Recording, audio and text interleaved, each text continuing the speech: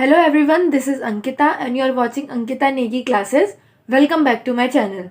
So students, हमने हमारी previous videos में एसिड के टाइप्स, बेस और बेस के टाइप्स पढ़े थे. ठीक है, फिर हमने इंडिकेटर्स के बारे में पढ़ा और कुछ रिएक्शंस पढ़ी थी. जिन्होंने अभी तक वो वीडियोस नहीं देखी है, मैं उनका लिंक डिस्क्रिप्शन में मेंशन कर दूंगी, आप वहाँ से जाके देख सकते हो.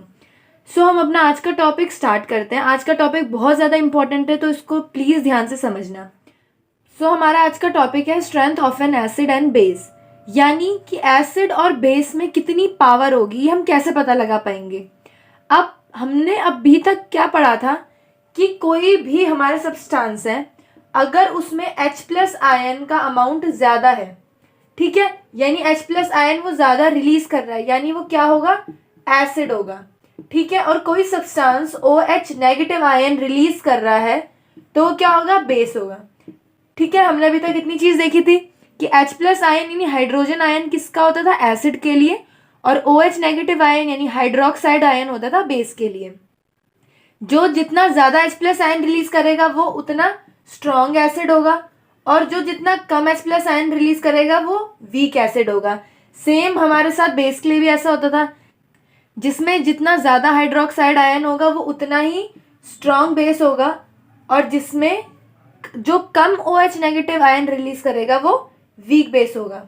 अभी तक हमने इतनी चीज पढ़ी थी. इस टॉपिक को अगर हम स्टेटमेंट में देखें तो larger the number of H plus ions produced by N acid stronger is the acid, यानी जो एसिड जितना ज्यादा H प्लस आयन प्रोड्यूस करेगा वो उतना ही क्या होगा, स्ट्रॉन्गर एसिड होगा. एंड सेम फॉर बेस, यानी जो जितना ज्यादा H प्लस की जगह क्या आ जाएगा, OH नेगेटिव आयन. ठीक है, यानी जो जितना ज्यादा हाइड्रोक्साइड आयन प्रोड्यूस करेगा, जो बेस जितना ज्यादा हाइड्रोक्साइड आयन प्रोड्यूस करेगा वो उतना ही स्ट्रॉन्गर बेस होगा. ठीक है, आई होप आपको यह टॉपिक समझ आया होगा. अब हमने देख लिया स्ट्रॉन्ग एसिड क्या होंगे, वीक एसिड क्या होंगे, ठीक है, और स्ट्रॉन्ग बेस और वीक बेस क्या होंगे, हमने ये देख लिया.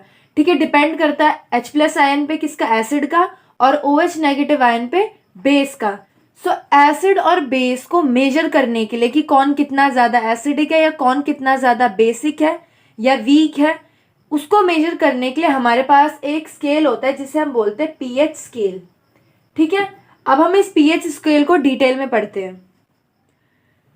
सो pH स्केल, अब pH स्केल होता क्या है, बेसिकली pH स्केल क्या होता है, pH स्केल हमारा जो एसिड और बेस होता है उसकी स्ट्रेंथ को मेजर करता है कि कौन सा एसिड कितना ज़्यादा एसिडिक है या कितना वीक है, और कोई बेस जो है वो कितना ज़्यादा बेसिक है और कितना कम बेसिक है.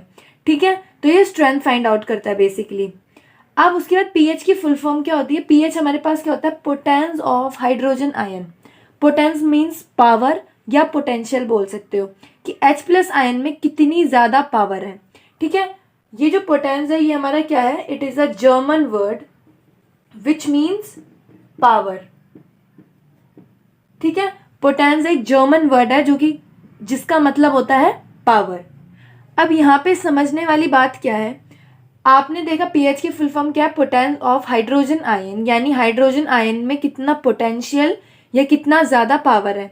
लेकिन बात यहाँ पे किसकी हुई है, हाइड्रोजन आयन की. ठीक है, और मैंने आपको बताया कि ये क्या करता है, ये एसिड और बेस दोनों की स्ट्रेंथ मेजर करता है. H प्लस आयन होगा तो एसिड का तो मेजर करना बनता है, बट ये बेस को कैसे मेजर करेगा, क्योंकि बेस के लिए हमने पढ़ा था कि क्या होता है, बेस के लिए हमारे पास हाइड्रोक्साइड आयन होता है, OH नेगेटिव आयन. बट इसमें क्या होगा, ये क्या काउंट करेगा, ये हाइड्रोजन आयन्स को काउंट करेगा, और हाइड्रोजन आयन से क्या पता चलता है, एसिडिक कैरेक्टर के बारे में. तो बेसिक कैरेक्टर को कैसे फाइंड आउट करेगा, उसको ध्यान से समझना. एसिड है, एसिड में क्या होता है हमारे पास, hydrogen ion, H plus ion होता है. ठीक है, अब मैं बोल लूँ कि कोई सब्सटेंस है जिसमें बहुत सारे H प्लस आयन रिलीज हो रहे हैं, यानी क्या होगा, वो सब्सटेंस एसिडिक होगा.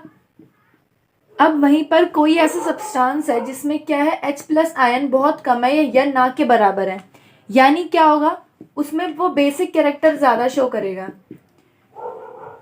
ठीक है, अब रही बात सॉल्ट की, तो सॉल्ट हमारा कैसे फॉर्म होता है, एसिड और बेस जब आपस में रिएक्ट होते हैं, ठीक है।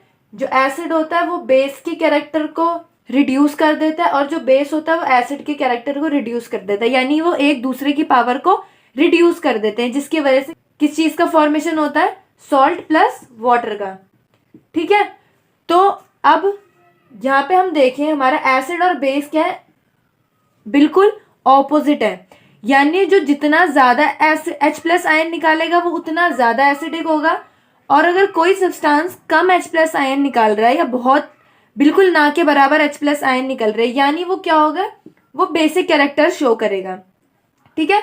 इसी रीजन से जो pH होता है ये एसिड और बेसिक कैरेक्टर हमें दोनों बताता है, यानी अगर हम कोई भी सॉल्यूशन है, अगर हम उसे pH पेपर पे डालेंगे, अगर उसमें H प्लस आयन ज्यादा है तो वो हमें एसिडिक कैरेक्टर शो करेगा, और अगर उसमें H प्लस आयन वो बहुत ही कम निकाल रहा है तो हमें वो बेसिक कैरेक्टर शो करेगा, ठीक है। तो इसी से हमारा pH एसिड और बेसिक कैरेक्टर दोनों की स्ट्रेंथ निकाल पाता है।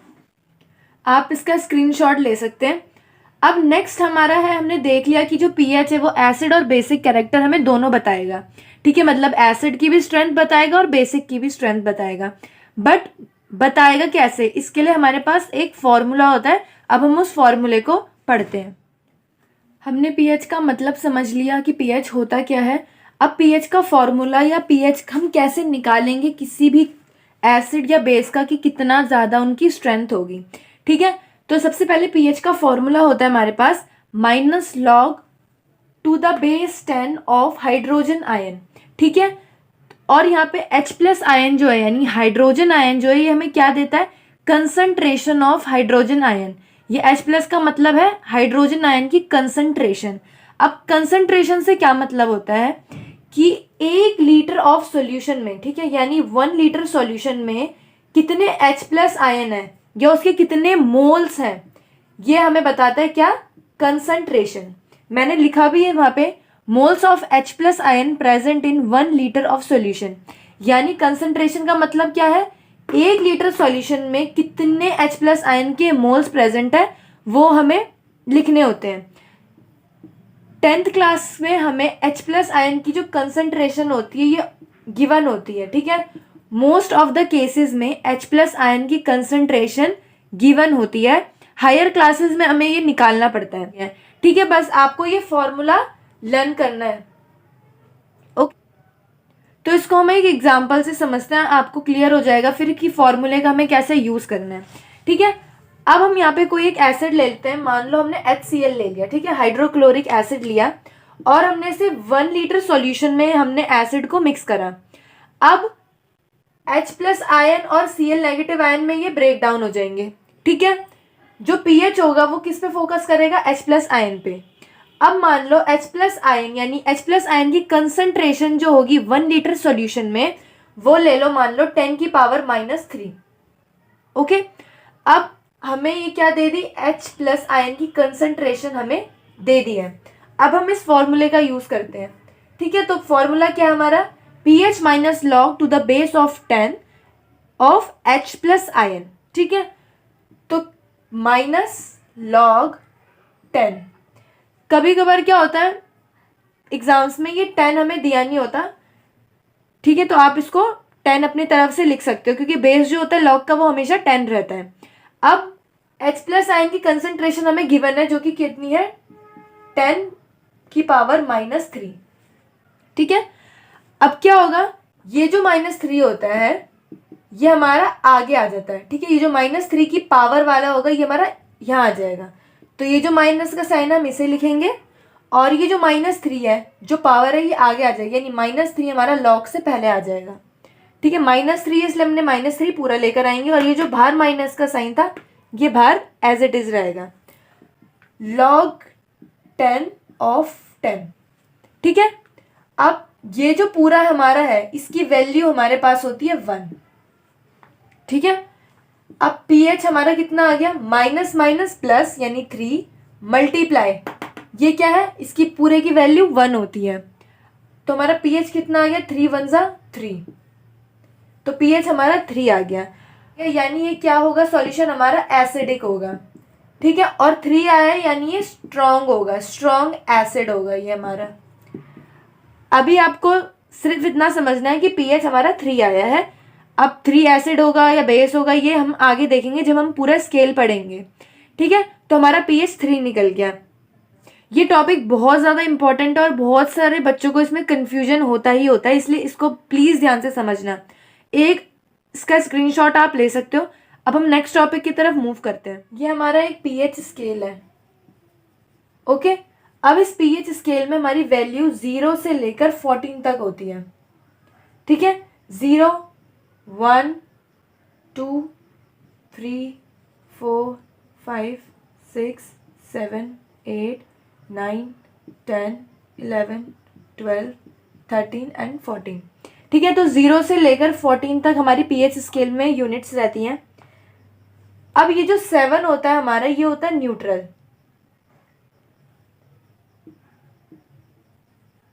न्यूट्रल और इसका कलर होता है ग्रीन। ओके, 0 से लेकर 6 तक यानी ये वाला जो पोर्शन रहेगा, ये पोर्शन होता है हमारा एसिडिक पोर्शन। ठीक है, यहाँ पे जो हमारे कलर्स होंगे वो हमारे होते हैं रेड, ऑरेंज, येलो। 8 से लेकर 14 तक जो पार्ट होता है हमारा, ये बेसिक पार्ट होता है। ठीक है, इसमें हमारे सारे बेस वाले चीजें आती हैं। इसका कलर हमारा रहता है blue, purple, dark blue, violet. ठीक है, तो इस कलर का यहाँ पे मिक्सचर हमें देखने को मिलता है हमारे 8 से लेकर 14th वाले पोर्शन में। अब जो मेरा एसिडिक पार्ट है, 0 से लेकर 6 पार्ट, इसको मैं डिवाइड करती हूँ। ठीक है, तो मैंने इसको 3 और 4 के मिड से डिवाइड करा है। तो इसका जो ये वाला पोर्शन रहेगा हमारा, आगे वाला पोर्शन जो रहेगा, यानी 0 से 3 वाला जो पोर्शन रहेगा, ये मेरा रहेगा स्ट्रॉन्ग एसिड वाला पोर्शन। ठीक है, मतलब एसिड तो होंगे ही होंगे इसमें, बट कौन से वाले एसिड होंगे? जो स्ट्रॉन्ग होंगे। और जो पीछे वाला पोर्शन रह जाएगा, ये मेरा होगा वीक एसिड्स का। ठीक है, इसमें हमारे पास वीक एसिड होंगे। सेम ऐसी मैं बेस वाले पार्ट को भी डिवाइड करती हूँ। ठीक है, तो मेरा जो आगे वाला पोर्शन रहेगा इसमें, ये मेरा पोर्शन कैसा रहेगा? इसमें उल्टा होता है, जैसे इसमें आगे वाला पोर्शन स्ट्रॉन्ग एसिड रहेगा, इसमें आगे वाला पोर्शन जो रहेगा वो रहेगा वीक बेस। ठीक है, और जो पीछे वाला पोर्शन रहेगा ये होगा मेरा स्ट्रॉन्ग बेस। ठीक है, अगर हम इनकी वैल्यू देखें तो इनकी वैल्यू रहती है यहाँ पे 10 की पावर 0, यहाँ पे 10 की पावर -1, 10 की पावर -2, 10 की पावर -3, 10 की पावर -4, 10 की पावर -5, 10 की पावर -6, 10 की पावर -7, और ऐसी यहाँ से चलती रहती है माइनस में पावर, और यहाँ पे टिल 10 की पावर -14 तक। ठीक है, पावर सारी की सारी माइनस में होगी सबकी। पावर 0, 10 की पावर -1, 10 की पावर -2, ये सारी हमारी H+ आयन की कंसंट्रेशन है। ठीक है, तो हमारा पीएच स्केल कुछ इस तरीके का होता है। ठीक है, जिसमें हमारे यूनिट 0 से लेकर 14 तक नंबर्स रहते हैं। ठीक है, और इसमें कलर्स भी प्रेजेंट होते हैं। आप एनसीईआरटी बुक में देखोगे, उसमें बिल्कुल अच्छे से कलर्स के साथ आपको दिखा रखा है। ठीक है, अब यहाँ पर जो हमारा 1 से लेकर 6 तक है, ये एसिडिक पोर्शन रहता है, और यहाँ पे 8 से लेकर 14 तक बेसिक पोर्शन रहता है। ठीक है, जो एसिड का स्टार्टिंग वाला पार्ट है 3 पॉइंट समथिंग, 3.5 से अगर मैं मिड में लूँ तो ये वाला रहेगा मेरा स्ट्रॉन्ग एसिड वाला पार्ट, और जो इसका पीछे वाला पार्ट रह जाता है ये रहता है वीक एसिड वाला पार्ट। इसका ऑपोजिट रहता है बेस में। बेस में जो आगे वाला पोर्शन रहता है, यानी ये 7 से लेकर 10.5 तक, ये मेरा रहेगा वीक बेस, और जो मेरा पीछे वाला पोर्शन है ये मेरा हो जाएगा स्ट्रॉन्ग बेस। ओके, तो यानी इस स्केल से मैं ये बोल सकती हूँ कि जो हमारे पास सॉल्यूशन है, अगर वो 7 से उसकी पीएच वैल्यू ज़्यादा हुई तो यानी सॉल्यूशन कैसा होगा? Basic solution. ठीक है, अगर मेरी पीएच वैल्यू 7 आई तो सॉल्यूशन कैसा होगा? न्यूट्रल। ओके, अगर मेरी पीएच वैल्यू 7 से कम है, अगर पीएच वैल्यू क्या है? 7 से कम है, तो सॉल्यूशन कैसा होगा हमारा? एसिडिक। यानी 1, 2, 3, 4, 5, 6। pH वैल्यू जब ऐसी रहेगी तो हमारा कैसा होगा सॉल्यूशन, एसिडिक रहेगा। अगर 7 की इक्वल यानी 7 ही pH वैल्यू है तो सॉल्यूशन कैसा होगा, न्यूट्रल।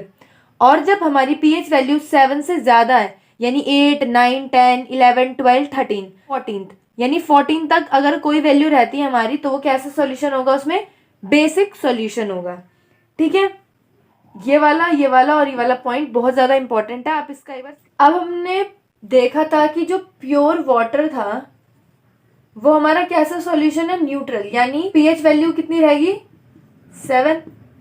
अब प्योर वाटर जो है वो न्यूट्रल है। प्योर वाटर न्यूट्रल क्यों होता है, because of absence of free ions. Okay, pure water में क्या होते हैं, फ्री आयंस प्रेजेंट नहीं होते, इनकी वजह से जो प्योर वाटर होता है वो कैसा होता है, न्यूट्रल होता है। इसमें हमारी H प्लस आयन की कंसंट्रेशन जो रहती है वो 10 की पावर -7 होती है। ठीक है, प्योर वाटर में H प्लस आयन की कंसंट्रेशन 10 की पावर -7 होती है। अब हम इसको एक बार फॉर्मूले में डालते हैं तो pH equals to -log⁻10। H plus ion हमें कितने दे रखे हैं, यानी कॉन्सेंट्रेशन ऑफ हाइड्रोजन आयन कितनी है, 10 की पावर -7। ठीक है, अब मैंने बताया था कि जो पावर होती है हमारी ये आ जाती है आगे, तो pH हमारा हो जाएगा कितना, माइनस जो ये वाला है, उसके बाद क्या लिखेंगे, जो पावर है यानी -7 log 10 और उसके बाद ये 10। ठीक है, क्योंकि पावर गई है, ये वाला जो 10 है वो बचा हुआ है अभी। अब pH कितना आ जाएगा, माइनस माइनस प्लस। ठीक है, तो 7 मल्टीप्लाई में तो माइनस से माइनस कैंसिल हो जाएगा, और मैंने बताई थी इसकी वैल्यू कितनी होती है, 1, तो मल्टीप्लाई 1, तो pH हमारा कितना आ गया, 7 1 जा 7। और जब 7 pH होता है यानी क्या होता है हमारा सॉल्यूशन, न्यूट्रल। ठीक है, अब आपको समझ आ गया होगा कि जो प्रीवियस क्वेश्चन था जिसमें हमारा pH 3 आ रहा था वो हमारा स्ट्रॉन्ग एसिड क्यों था। ठीक है, क्योंकि हमने भी pH स्केल देखा था, उसमें देखा था हमने 0 से 3 पॉइंट समथिंग में रहता है तो हमारा वो एसिड कैसा रहता है, स्ट्रॉन्ग एसिड रहता है। सो हमारा जो pH का टॉपिक है ये कंप्लीट होता है। आई होप आपको pH वाला पार्ट समझ आया होगा और ये बहुत ज़्यादा इम्पॉर्टेंट है। अगर आपको आज की वीडियो अच्छी लगी हो तो वीडियो को लाइक करें, शेयर करें और मुझे कमेंट करके ज़रूर बताएं कि आपको वीडियो कैसी लगी, और अगर आपको कोई डाउट हो तो आप कमेंट में पूछ सकते हो। अगर आप मेरे चैनल पे नए हो तो चैनल को सब्सक्राइब कर दें, बेल आइकन को प्रेस कर दें। थैंक यू सो मच, मिलते हैं नेक्स्ट वीडियो में।